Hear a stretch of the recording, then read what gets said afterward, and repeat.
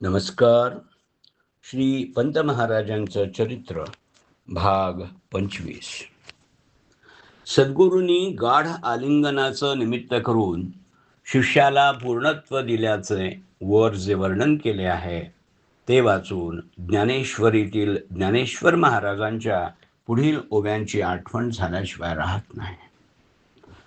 मग सावळा सकंकणू बाहू पसरो निदक्षिणू आलिंगिला स्वशरणु भक्तराज तो न पवता जयाचे काखे सुनिबुद्धी ते बोलणे मागवते वो सरले ऐसे जे काही एक बोला बुद्धीसिही अटक ते द्यावया मिख ठेवाचे केले हृदया हृदय एक झाले ये हृदयीचे ते हृदयी घातले द्वैत न मोडिता केले आपणा ऐसे अर्जुना दीपे दीपुलाविला तैसा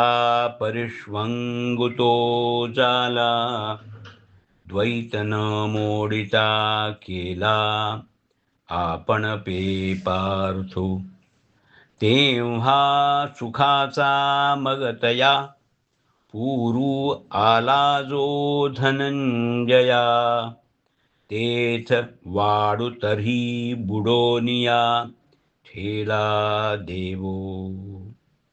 त्याचप्रमाणे भगवान श्रीकृष्णानं सद्भक्त उद्धवाला प्रेमालिंगनाच्या द्वारे आपलं सर्वस्व अर्पण केल्याचं श्री एकनाथ महाराजांनी एकनाथी भागवतात पुढील प्रमाणे वर्णन केलेलं आहे.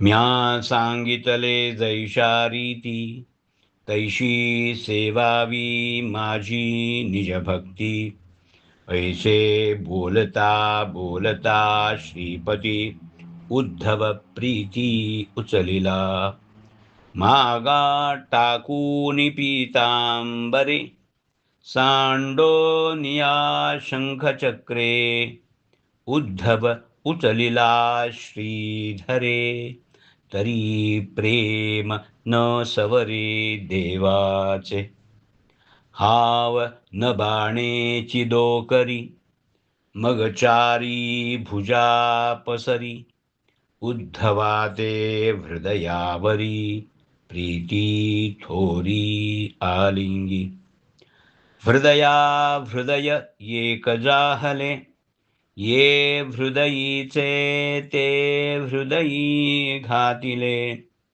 कृष्णे सर्वस्व आपुले ते हृदयी सूदले उद्धवाचे देव अवाप्त कामनिचाड त्यासीही भक्ताची ऐसी चाड अतिशये उद्धव लागला गोड स्वानंदे कोड पुरवी त्याचे.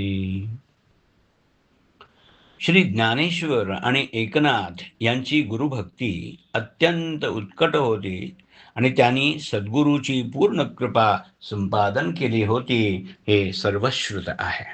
तेव्हा त्या उभयतांनीही भगवान श्रीकृष्णानं आपल्या परमभक्ताला आपलेपण स्वरूप ज्ञान अथवा पूर्णत्व देण्याकरता आणि वाङ्मनातीत समरस सुखाचा अनुभव देण्याकरता प्रेमालिंगन दिल्याचं जे रसभरित वर्णन केलं आहे त्या योगे त्यांनी आपण अनुभवलेल्या समरस प्रेमाचंच वर्णन केलं आहे हे उघड दिसतं.